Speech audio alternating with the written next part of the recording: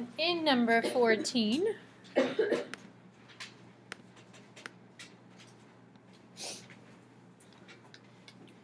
part of this speed of sound question, the speed of sound in feet per seconds through air of any temperature is measured by degrees in Celsius, given by the formula V equals 1087 times the square root of t plus 273, and then you're dividing that by 16.52. And it says t is the time and temperature.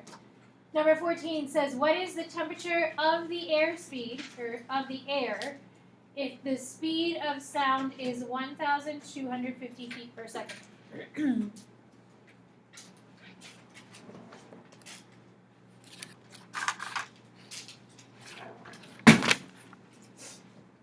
How do you think you'd use that 1,250 feet per second? Where would that go?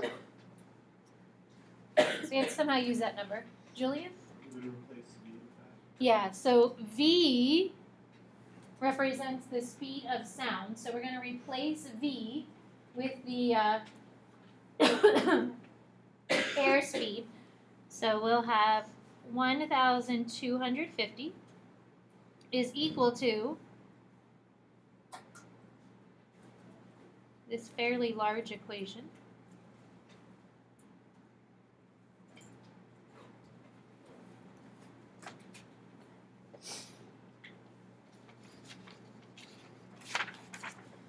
So that would be the first step. Take that number and replace V with it, because our goal is to find the temperature of the air, and T represents the temperature of the air.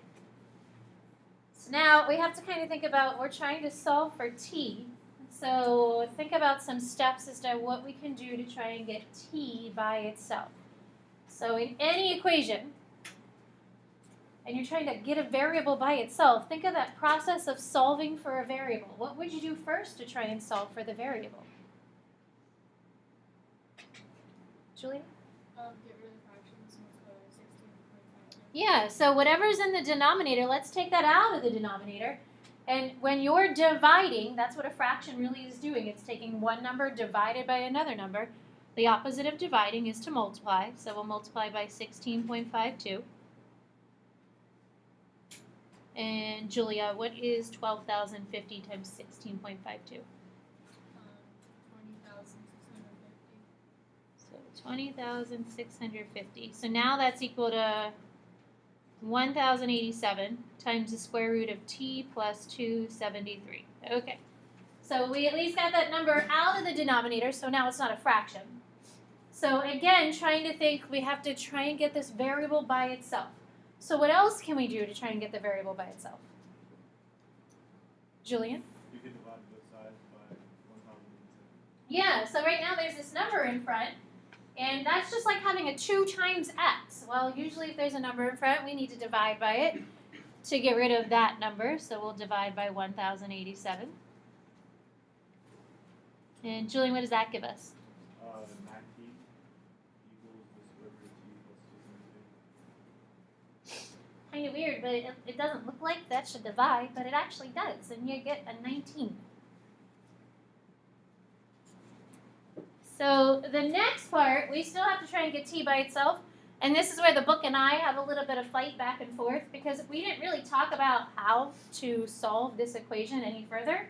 We've talked about solving equations in general, and various equations, but we really haven't talked about solving square root equations, because we're going to really go over that today.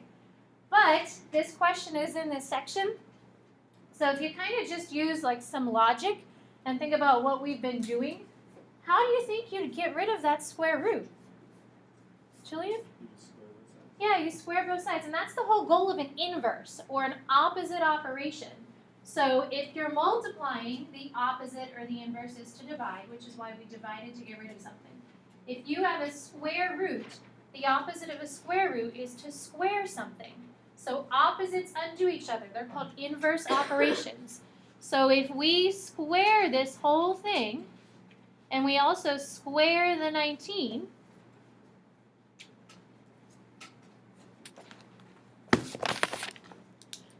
then the square and the square root cancel each other out. Just like the 187 divided by 187 cancels each other out. It's the same property, it's the same concept. They're called inverse operations. So Julian, 19 squared is 361. And then that's just equal to t plus 273.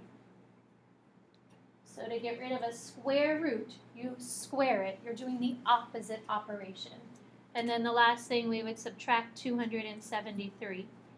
Again, those are inverses as well, because if I have something that's being added, to get it to cancel, you're subtracting it.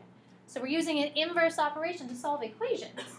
And your final answer, Julian, would be? 88. And that is time. It says feet per second, so that's time in seconds.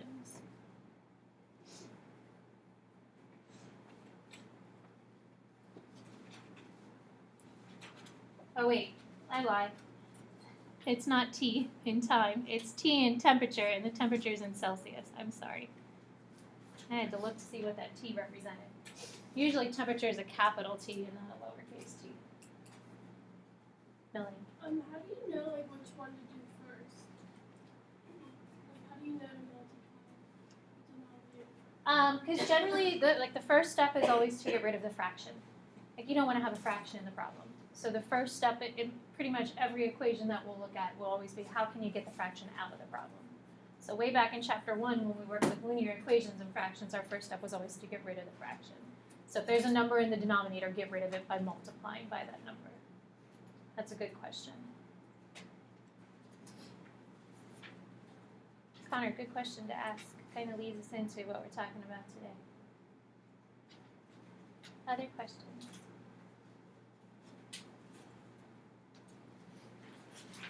So I'd like to take a peek at those graphs, the 12 graphs that you have above. Make sure you're trying to get the right values, plugging in the correct values into the t-chart.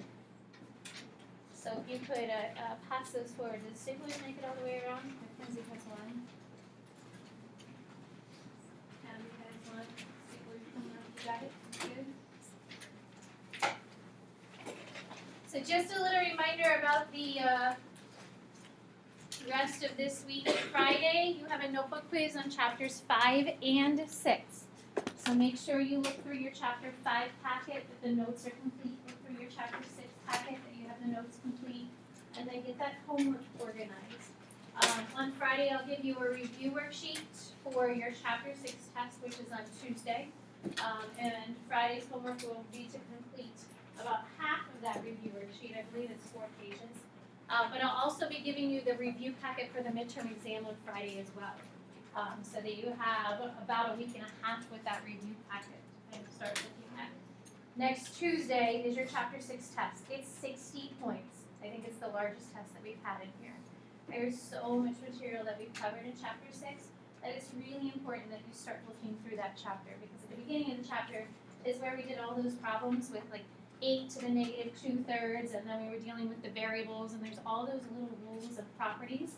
And those problems, they're not trick questions, but they seem like they should be simplified, but yet they aren't quite simplified. One little problem can really be about 5 steps. We also talked about adding and subtracting, multiplying, dividing 2 functions. Those are the operations. And then we've done the composite functions that f of g of x become inverse functions. So the chapter was pretty large. You had the quiz that you had in this chapter, like if we did the quiz, when did we take that quiz? Right after Christmas, right? I gave that back to you. It's that 6-1, 6-2 quiz. You have it. I never collected it. Look over that quiz. So the goal of you keeping it is for you to kind of look at it and study from and redo those problems that you got incorrectly. So again, Friday notebook quiz. You'll get the review packet for your chapter 6 test as well as the midterm review packet, so that you have that to kind of look fun. But we'll be spending 3 days in class reviewing for the midterm exam. So today we are going to start talking about solving problems involving radicals and rational exponents, because that's what the whole chapter is. So the very last section is to kind of talk about how we can solve equations. Anytime you solve an equation, you're finding the x really in a graph, those graphs that we were looking at, you're finding where the x crosses the x-axis, or where your graph crosses the x-axis. So anytime you're solving an equation, you're solving that variable, we're really finding the x-intercept of the equation. And that's one of the biggest goals of algebra is to solve for x, find x. And our goal in algebra 2 is to pretty much find x in as many equations that we can, or as many functions that we can work with at this point with your mathematical skills that you've kind of acquired. So our goal does say to solve radical equations, and then it says to identify extraneous solutions. And I'm going to talk about that word first before we actually start solving.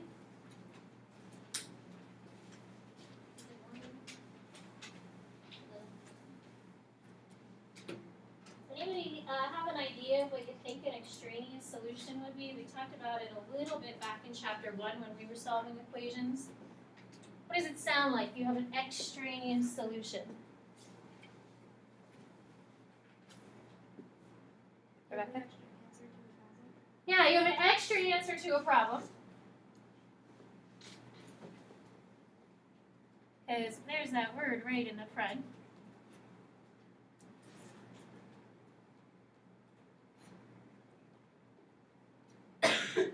So it's an extra answer to an equation when we find x. However, that extra answer, there's something special about it.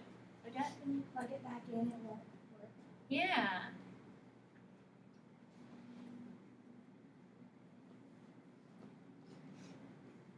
It actually doesn't work when you plug it back into the original equation.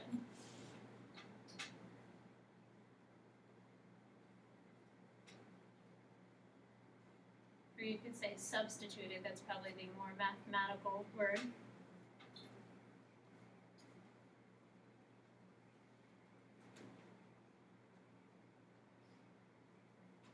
So it's an extra answer to an equation you're going to get when you solve it.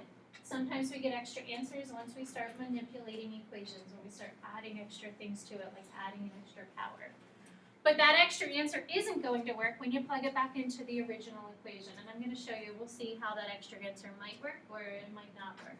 So sometimes we might end up with 2 or 3 answers, and one of those 2 or 3 answers may not work into the original problem. It's extra. And we'll kind of look at why that doesn't work as we work through some of the problems. So the radical equations that we're going to deal with today, there are 2 different types of radical equations that we're going to look at. One could involve a square root. And I'm just using A and B and C here. So one option could be having the square root of ax plus b equals c, which is very similar to the problem that we just did with that little word problem. The other option, because we've also worked with cube roots, I could have the cube root of ax plus b equals c. And again, a, b, and c are just numbers, so 3x plus 7 equals 2. So not is it just square roots, but it's also cube roots. So the process of solving a radical equation, just a couple of steps. The first part says blank the radical on one side of the equation if necessary. And a good word to use is isolate, because when we solve for x, usually we think about getting x by itself or isolating it to one side of the equation. So the square root essentially has to be by itself. It needs to be on one side of the equation. Our number should be on the other. Step 2 says raise each side of the equation to the same power to eliminate the radical and obtain a linear, quadratic, or other polynomial equation. Essentially, we need to get rid of the square root. We need to get rid of the cube root. Whatever the root is, we have to get rid of it. And to do that, we're going to raise it to that same power. So if it's square root, we raise it to a 2. If it's a cube root, we raise it to a 3. And then whatever's left should be whatever underneath the radical. It could be linear, like the one I have up here. It could be quadratic. It could be some type of polynomial. Then the last thing, we're going to just solve the remaining equation, and then it says to check your solution.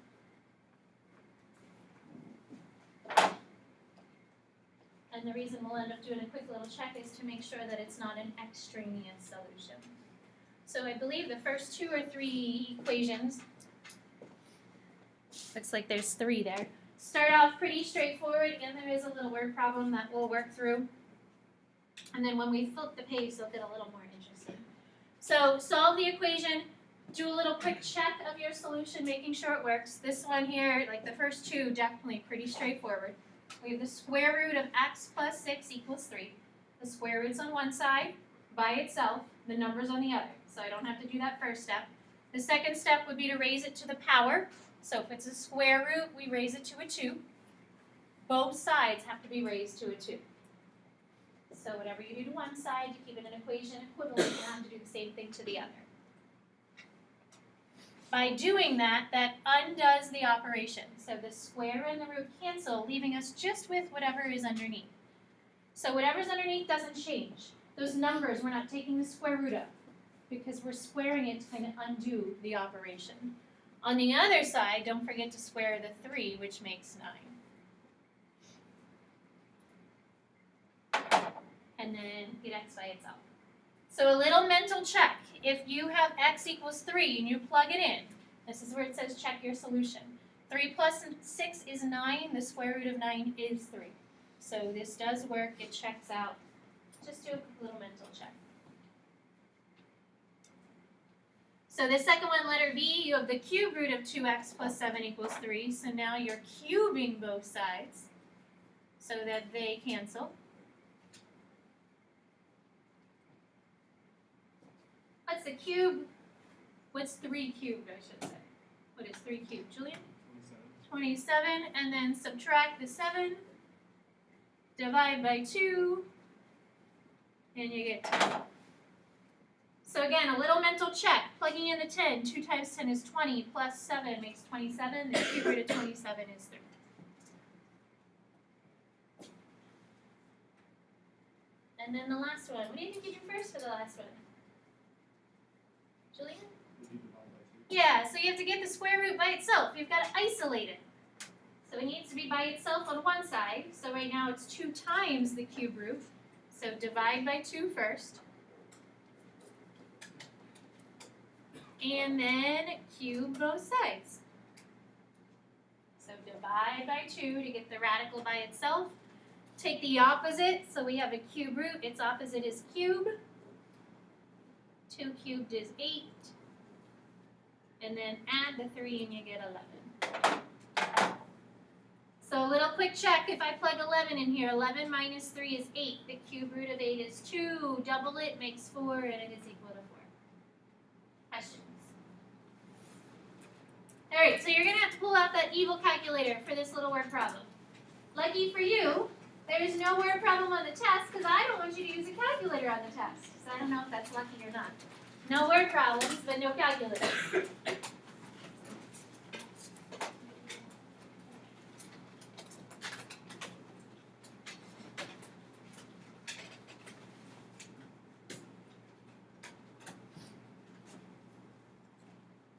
So a hurricane, it says the mean sustained wind velocity, another V here, in meters per second is given by V of P is equal to 6.3 times the square root of 1013 minus P.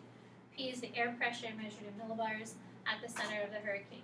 Estimate the air pressure at the center of the hurricane when the sustained wind velocity is 54.5 meters per second.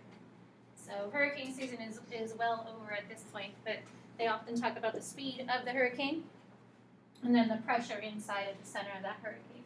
So the wind speed of the hurricane is 54.5. We want to figure out the air pressure, which would be solving for P. So again, you'll need a calculator for this problem with those decimal values.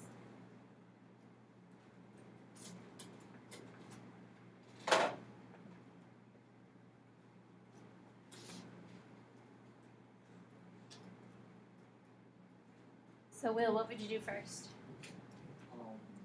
Divide 6.3. And 54.5 divided by 6.3. 8.65.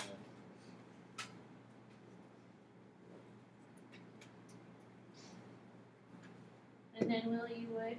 Square root. And 8.65 squared is? 74.82.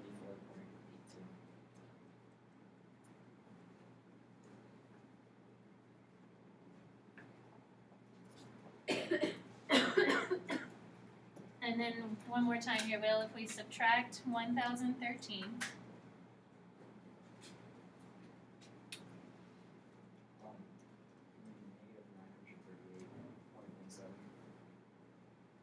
so P is positive 938.17, and it says the air pressure is measured in millibars.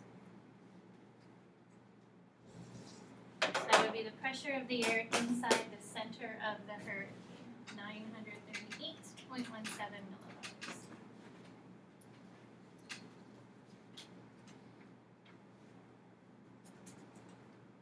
Questions?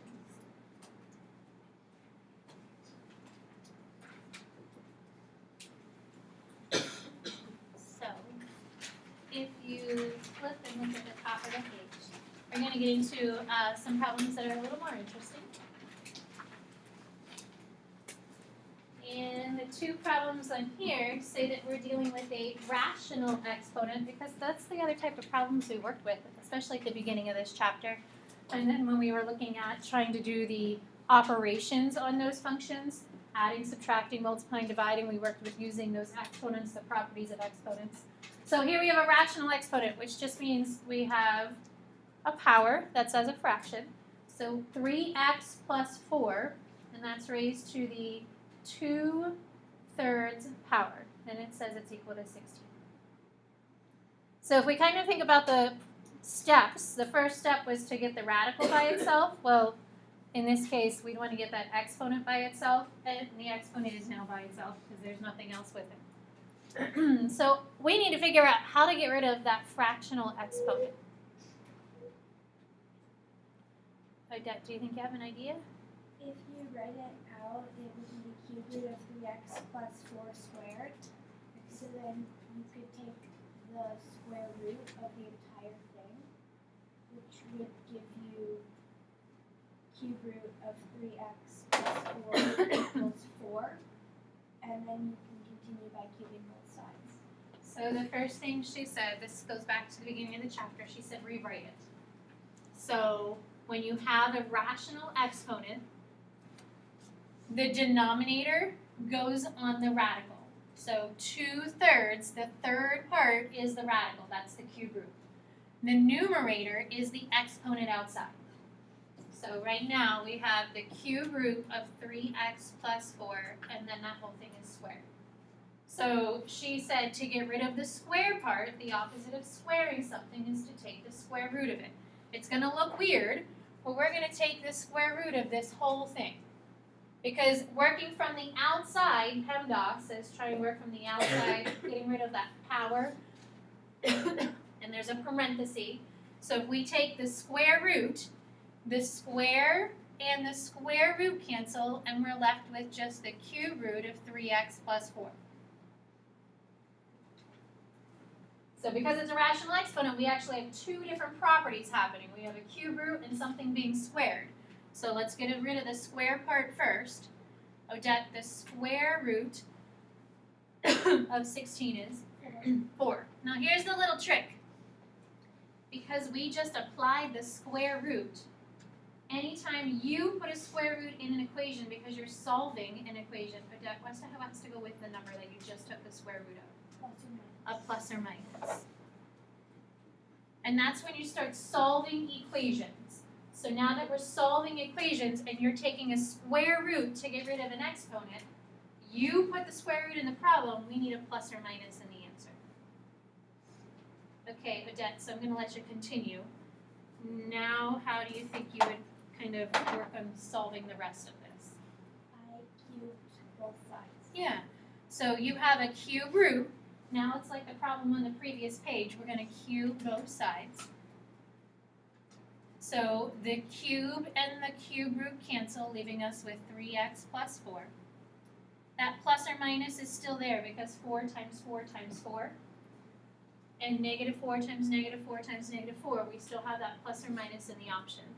And Odette, 4 cubed is 64. Any questions up until that point? Okay, so what does the plus or minus mean about the answer? Like, how would we use that plus or minus to try and figure out the answer? Where do we go from here to continue to solve for x? Julia? I can subtract 4 from a negative 64 and a positive 64. Right, so that 64 is both positive and negative. That's what the plus or minus means.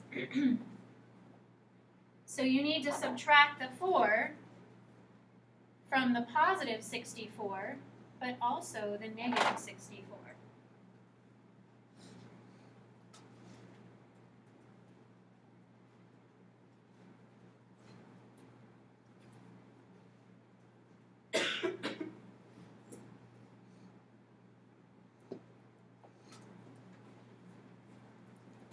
And then getting x by itself, one answer is 20.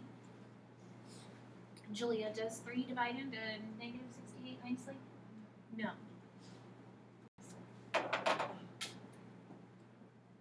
So we are going to check these to make sure they're solutions.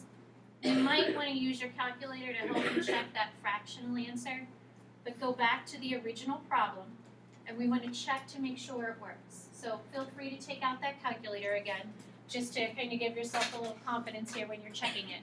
So you're plugging in first the 20. So we would do 3 times 20 plus 4, and then that's to the 2/3 power. We need to make sure that equals 16.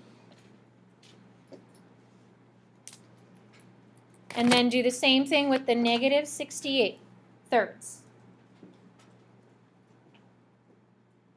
If that equals 16, like circle your answer, put a little check mark to show that you did check it, you know that it's a solution. And then do the same thing with the negative 68 thirds. So you're taking 3 plus negative 68 thirds, or 3 times negative 68 thirds, plus 4. Make sure that that also equals 16.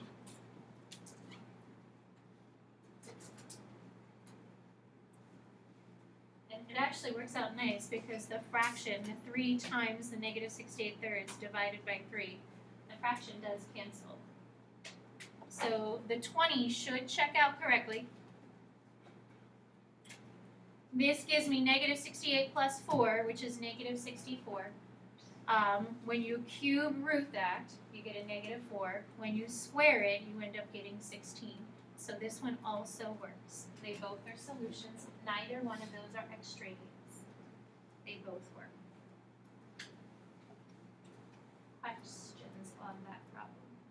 So, back up there, can you just do, like 16 to the 3 times? That will be the other way of working it. You're going to get the same exact answer. Yes. So just to show you, there's another way to solve it. So Kushal noticed there was a second way. So if you look at letter B, I'm going to rewrite this 5/3 a little bigger.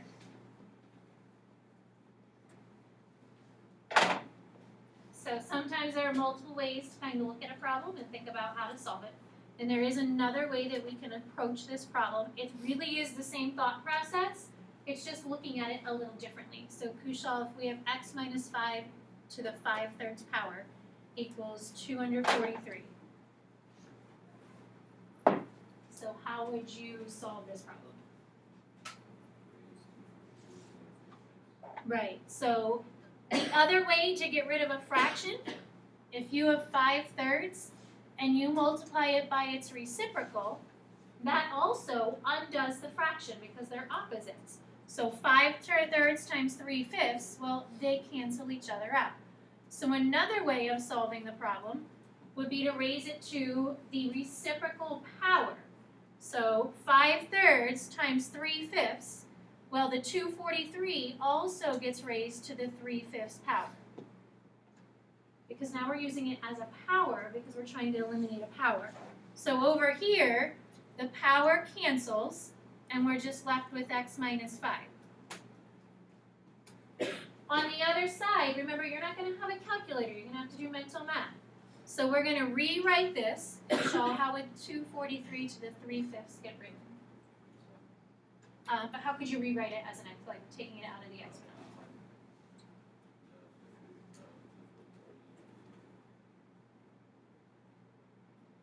So that would be the fifth root of 243 and then cubed.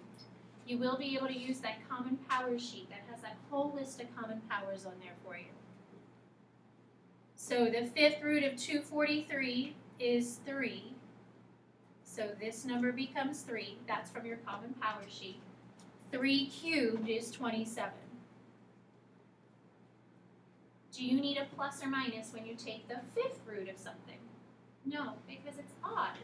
So when we took a square root, we needed a plus or minus. But when you take a fifth root, you don't need a plus or minus because a fifth root is odd.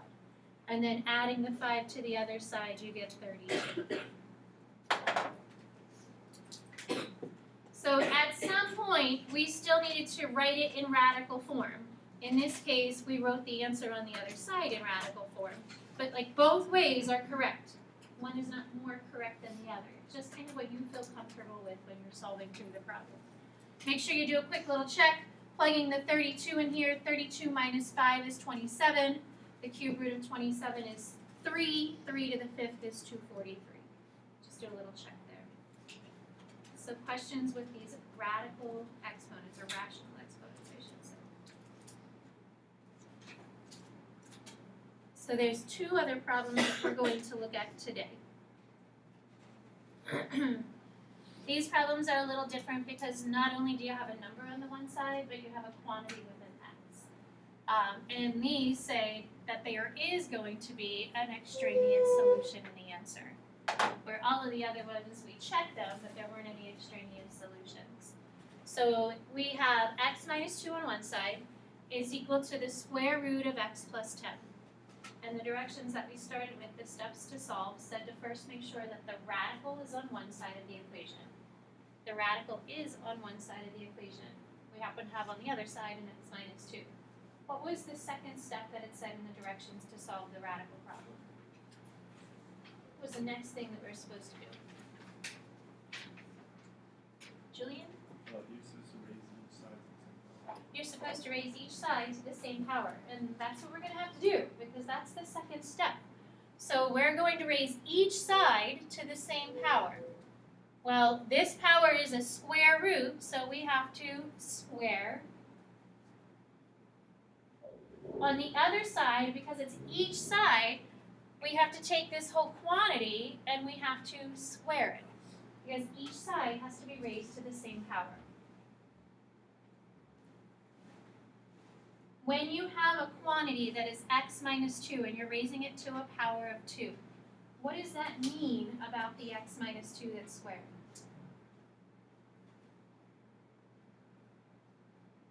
Julia? Isn't it gonna get to expand out? Yeah. It really means that there are 2 of them. When something is squared, it's doubled, it's written twice, and it's a quantity. There are 2 of that quantity written there.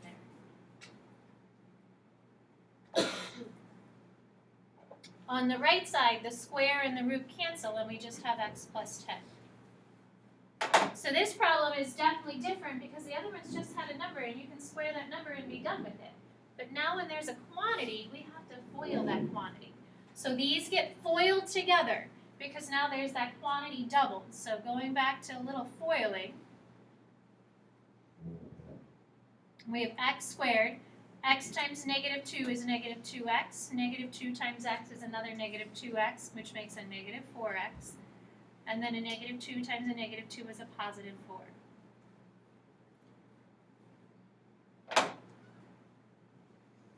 So good news, the square root isn't in the problem. Bad news, there's a lot of x's up here. So thinking back to all of the solving we did in chapter 4 and chapter 5, how would you continue to find x? Awesome. So she said you would place it equal to 0, which means we need to move everything to one side. So we have to subtract x and subtract 10. Nice job, Maddie.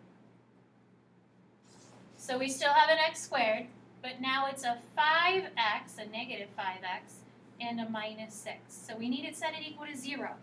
Because when you're solving for x, the only way you can solve is when a problem is equal to 0, especially when you have an x squared in it. Maddie, what's that wonderful thing called in order for us to get this to solve from here? Yeah, AC grouping. So yeah, that factoring worksheet that I collected from you at the beginning of last week, because we're going to be doing some factoring in these problems here. So we have a -6. What two numbers multiply to be -6 but combine to be -5? So two numbers that multiply to be -6 combine to be -5. Connor, what would they be?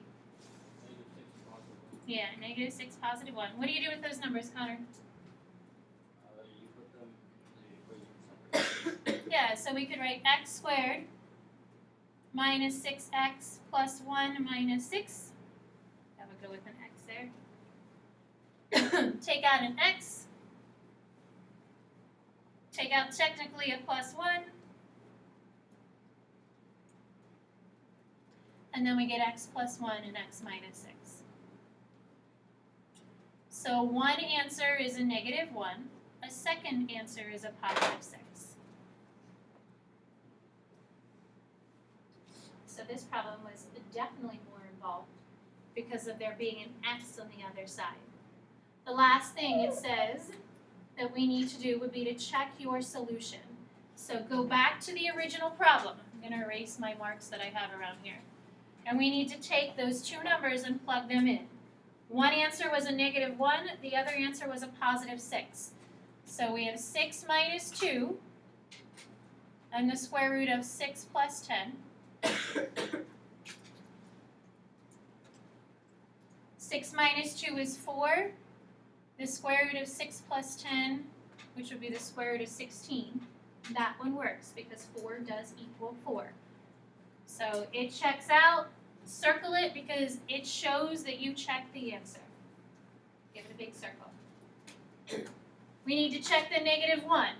Doing the same exact thing, plugging in -1 minus 2, the square root of -1 plus 10.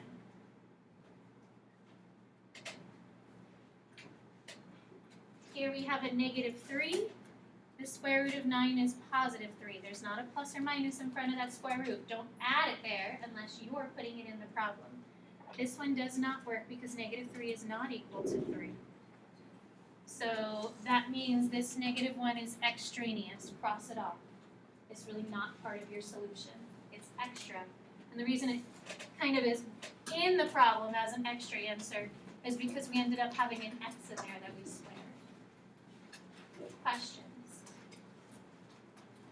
So the homework for this evening is in the book, pages 456 and 457, 9 to 39 off.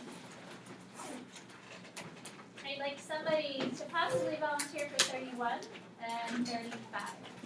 Mackenzie and Emma. So Mackenzie 31, Emma 35.